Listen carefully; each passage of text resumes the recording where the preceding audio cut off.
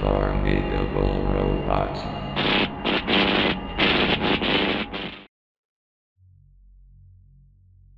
Everything has a fandom. Everything. It might not seem that way at first. If your only wish is to skim the surface of popular culture, then you'll find the tentpoles of human interest quite easily. Music, movies, sports, literature, etc. Fans of these topics create their own works to showcase both their creative talents and their reverence for the source material. But what do we make of a fan work that has its own independent fan base? Enter the insanity which is creepypastas. Internet campfire tales that dominated online storytelling in the early to mid-2010s to this very day. One of the most popular, and arguably the one with the biggest fanbase, was Sonic.exe. This story about a cursed Sonic the Hedgehog game tickled the imagination of budding developers and artists, ushering in a cavalcade of knockoffs and fan-made sequels. I first read and played it when I was young, probably too young in all honesty, and even back then it didn't scare me. I'm not trying to sound like a badass, because I'll happily admit that I'm too much of a wimp to play actual horror games. But I didn't play it and its offshoots because they scared me, I played them because they made me laugh. I loved the terrible recolored sprites and grainy jump scare PNGs in the same way I loved watching those MLG Shrek meme videos in middle school. All this is to say that I somewhat regrettably spend time playing games I know are going to suck. That brings me to Shadow.exe. Sometimes my online friends and I exchange crappy or funny horror games we find on the web, like Slendytubbies for example. One of these friends, a Discord acquaintance, sent me a new EXE game the other day. That game, as you may have guessed, was Shadow.exe. His message was brief but made the game seem worth playing. Grizzly26 found this corny EXE thing on Game Jolt. Pretty funny, from what I've played of it. He sent me the game file with the message. After downloading and installing it, I checked around for any other folders included. It came with an empty readme file and another folder that just said, "What?" I usually play games completely blind, so I opted to open that folder only after finishing it. The title screen was nothing short of predictable. It was the Sonic 1 logo on a black background with nobody inside the big ring in the middle. No music or sound effects were present either. Spooky. Prepared for another mediocre horror game, I pressed start. I was taken to a character select screen styled after the file select menu from Sonic 3, complete with the music. As per usual, there were 3 characters available. From left to right, they were Charmy, Rouge the Bat, and Silver the Hedgehog. I assumed that I had to start with Charmy, since you usually had to play the characters in order in these kinds of games, you know, it's the bee's knees. Selecting him, I was taken to the act intro screen, which read, "Tickled Pink, Act 0. That sounds like the phrase I heard from the really old episodes of that British game show catchphrase. Charmy's stage began on a bed of dry yellowed grass and dead trees. Above him was a bright blue sky dotted with drifting clouds and small lines representing wind. There was no music, just the sound of a gentle breeze, no, not the Trauma Center DS2 song, a gentle breeze teasing the delicate tree branches. The graphics were decent for what they were, although they were probably stolen from somewhere else. Experimenting with the controls, I found that he was only able to move left and right and perform a short hop a few inches off the ground. I thought he would be able to fly, given that's kind of his thing, but no. As expected, this was a game in only the most technical way. Holding down the right key, I walked Charmy forward to certain doom. As I went, the background grew darker, and the sound of wind grew more bombastic with every step. Charmy's sprite began to shake, as if he was shivering in the cold. Continuing on, the front facade of a house came into view. It was surprisingly normal looking, just an average home you'd find in a post-war suburb. Upon reaching the front steps, Charmy automatically ascended to the door, signaling the start of a cutscene. He knocked on the door hesitantly, to no response. As he raised his fist to try again, it suddenly swung open and whacked him in the face. He tumbled down the stairs and fell into a heap on the grass. Shakily picking himself back up, he burst into tears.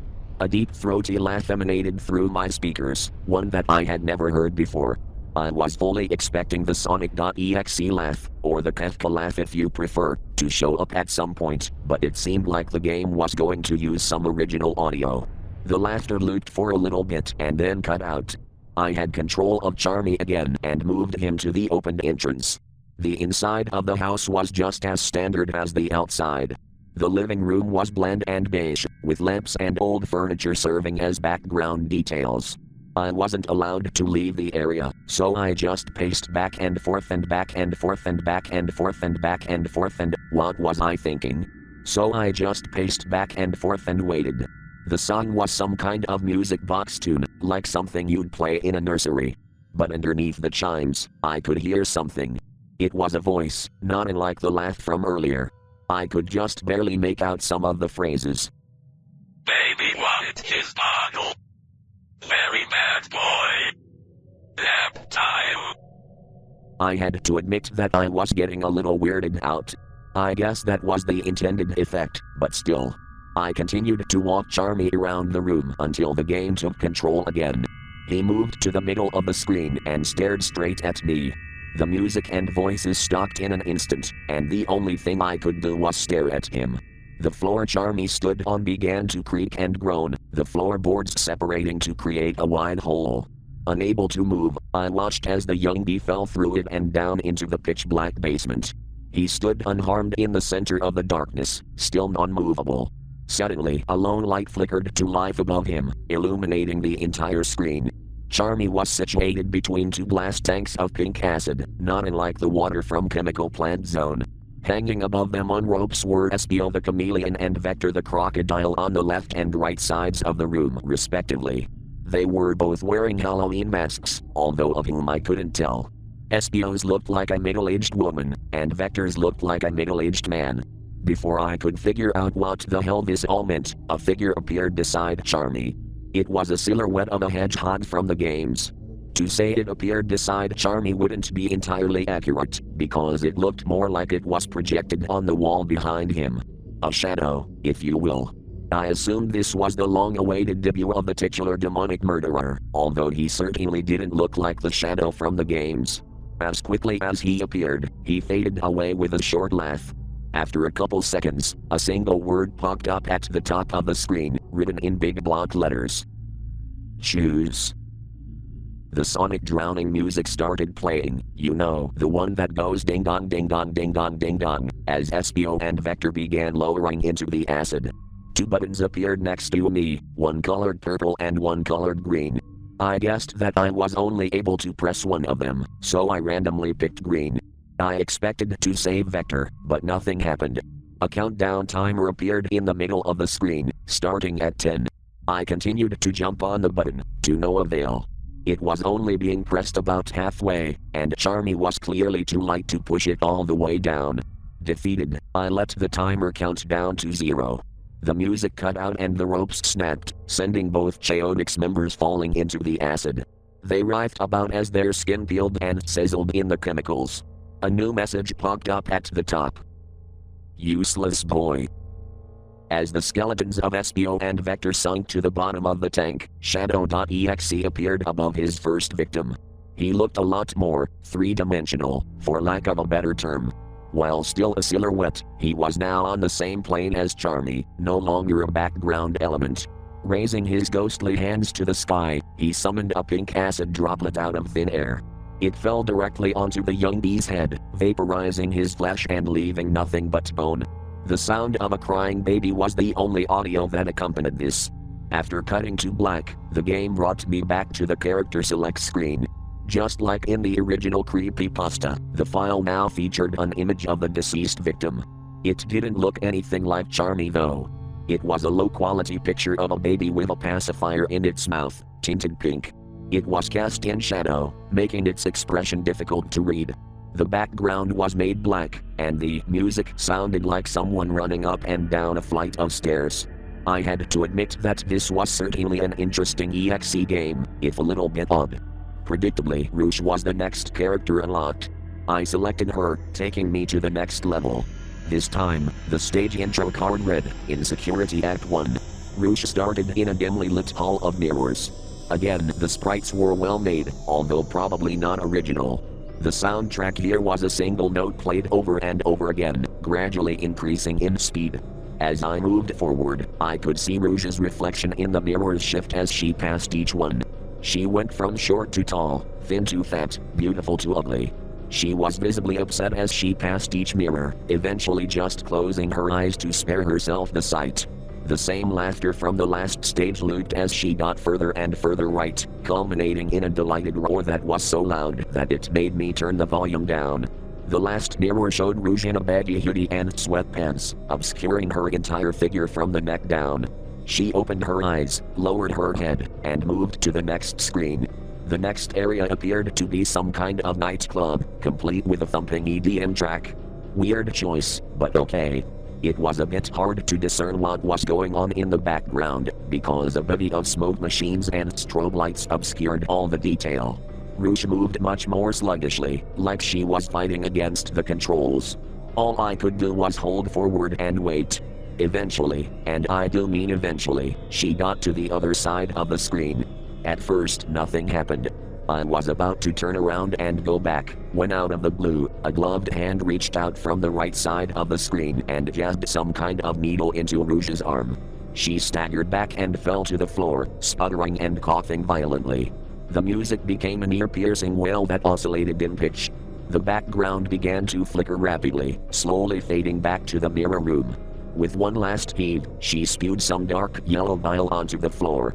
The screen briefly cut to black before flickering to life again, this time with a change. The letters WHORE were written in red on each of the 5 mirrors in the background. The game kicked me back to the character select screen, with a lock icon appearing in place of Rouge's file. Just like Charmy, the screen above the save file was now filled with a post-mortem image of her face. At least, I think that's what it was. Honestly, it looked more like a Halloween mask. Her visage shrouded in shadow, the only discernible details were the bridge of her nose and her left eye. The background was still black, but this time there was pure silence in the audio department. With that, the only level left to play was Silver's. Tempus Fugit, at 999. Silver stood in some kind of clock tower, gears whirring and grinding in the background. The music was a soft funeral dirge interspersed with ticking noises. It actually sounded like it was original to the game because it was composed using cheap MIDIs instead of real instruments. To my surprise, Silver could do something the other two couldn't. He could use his psychokinesis powers, as indicated by a bluish glow surrounding his sprite. All that seemed to happen when I used it, however, was him making a grabbing gesture with his hand. As I continued past the rusty clockwork, I could see Shadow.exe hiding behind the background gears. This time, he had white gloves and glowing blue dots for eyes, looking far more similar to his inspiration than before. After a short walk, I made it to the next room. I was on a patch of grass outside of the tower, standing below a few platforms with wooden boxes on them. I figured that this was the time to use psychokinesis, and I was right. The game turned into sort of a puzzle platformer as I used my PK to push the boxes into holes scattered throughout the level. Each was marked with the numbers 1 to 5, and I had to match the right box to the right numbered hole, denoted by gray blocks with the corresponding digits. Honestly, I was just glad to have some genuine gameplay in an EXE game. As the last box fell into place, Silver automatically walked to the center of the stage. The ground began to rumble violently as a dark figure emerged from the inky night. Shadow.exe was fully revealed, appearing as one would expect him to, shadow with black eyes and blue pupils. I was a little underwhelmed, to be honest. As he raised his fist in the air, bodies started to rise from the holes. They were decayed, with flesh barely clinging to their brittle bones, but they were still recognizable. Espio, Vector, Charmy and Rouge were lifted like marionettes and dropped onto solid ground with a sickening thud. I realized then that the things I pushed around weren't boxes, they were coffins. The victims rose to their feet, puppeteered by Shadow. I could finally move again and moved Silver forward as fast as I could.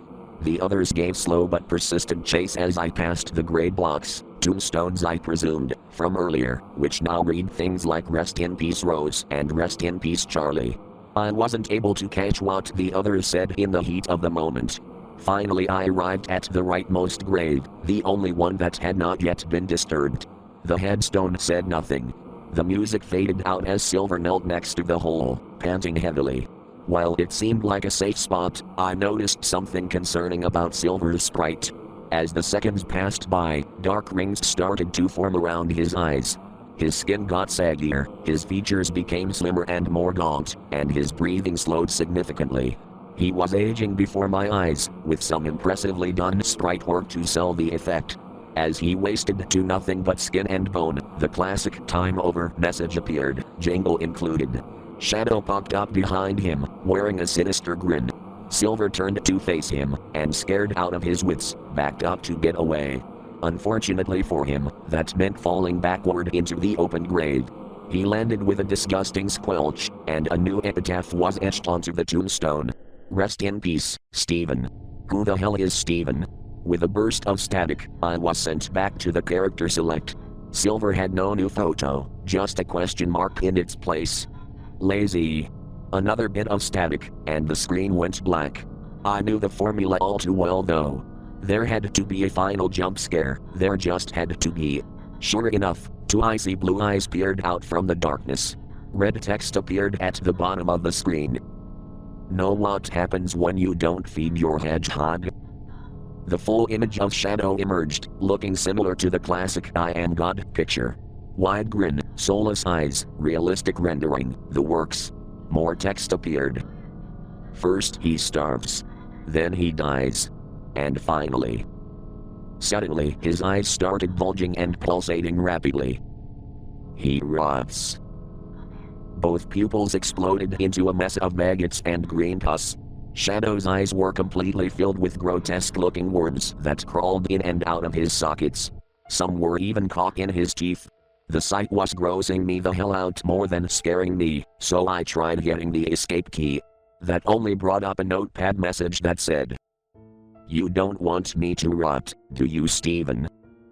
The worms had almost covered the whole screen when the game finally turned itself off. While it was certainly a notch above other games of its type, it still wouldn't disturb me that much if it wasn't for the ending. Still, something about the game felt very targeted. Who was Steven? An angel maybe? It was weird that the programmer didn't decide to do the thing where the player's computer username is put in the game for that extra scare factor. I guessed this was made for Steven specifically. I was about to shut off the computer when a new notepad window opened up in the bottom left corner of the screen. It said this. To my favorite loose end. I should note before beginning that it is not joy or passion that possessed me to write this. It was submission to the insatiable itch of hatred. Whatever becomes of this text is of no importance to me. Toss it, trash it, lock it away and swallow the key. It truly has no bearing on my conscience. That being said, it brings me nothing but glee to talk to you again. I know you miss Charlie, Rose and all the others terribly. We haven't seen each other since you were but a small boy. I had to hide away for a long time, so you and that harlot of a sister managed to evade me for years. I caught up with her last year. You heard, didn't you? That there was no foul play? I want you to know it was me. You were always my favorite though. I still remember that little Sonic shirt you wore when we'd play those games together. That's why I made this. A showcase of your past, present and future. I follow, silent but ever present, a shadow. As of this writing, I have yet to find you, but I'm sure we'll meet again soon. Once you've played this, I'll know everything. Love hate, Uncle Teddy. I had this sinking visceral fear that I had discovered something terrible.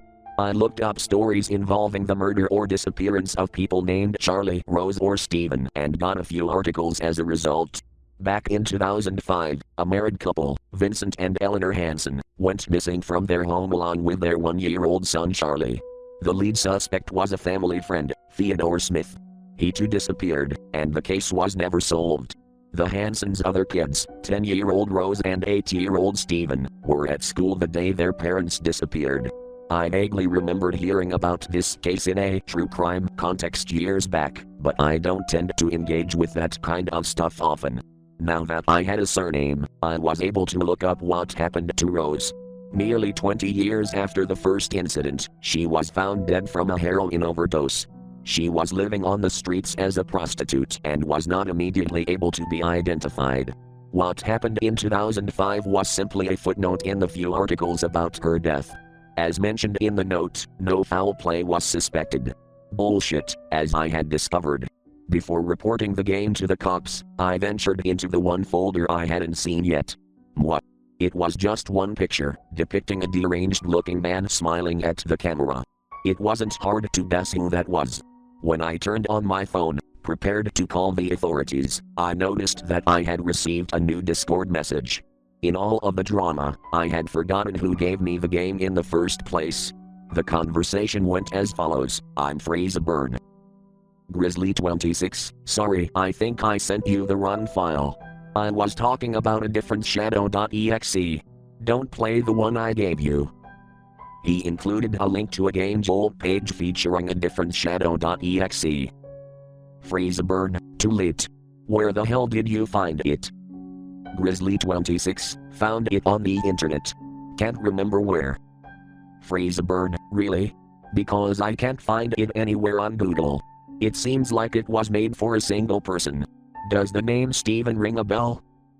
There was a long pause in the chat after this. Grizzly26, it's okay Kevin. We can talk about this in person. I don't live too far. Kevin. My name. How the fuck did he know my name? Did he have my exact location too? The only way he could know is if I dashed to my computer, ran my virus scanner, and my worst fears were confirmed. Spyware. The whole thing was a trap. If he somehow found Steven's social media and sent it to him, he would acquire the information he needed to find him. But why the game? To distract him? To mock him? Maybe he just couldn't resist playing one last game with his old Sonic buddy, I don't know. The police were called and confiscated my computer and phone to examine the evidence. They took my personal safety concerns very seriously, and I feel confident in their ability to protect me if danger should arise. I hope Theodore's flair for the dramatic ends up biting him in the ass, but I'm not betting on it. Evil has a way of slipping through the cracks. Steven Hansen, wherever you are, stay safe. Update, I found a package on my doorstep today. Inside were hundreds and hundreds of maggots, writhing and twisting inside a roadkill hedgehog. A crumpled piece of notebook paper was sitting alongside it, with 2 words written in red pen. Found you.